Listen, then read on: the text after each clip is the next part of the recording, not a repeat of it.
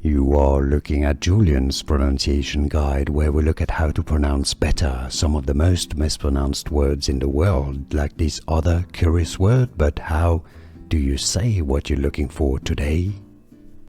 Let's learn how to pronounce this name. If you want to learn more correct but confusing pronunciations in English, make sure to stay tuned to the channel.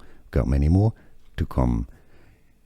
You can skip until the end of the video to learn more. There are different pronunciations in English. The most common pronunciation is as Asia. Asia. So it's not Asia, Asia. Some pronounce it as Aja as well, or Aya. Let's learn how to pronounce this name. If you want to learn more correct but confusing pronunciations in English, make sure to stay tuned to the channel. Got many more to come. You can skip until the end of the video to learn more. There are different pronunciations in English. The most common pronunciation is as Asia.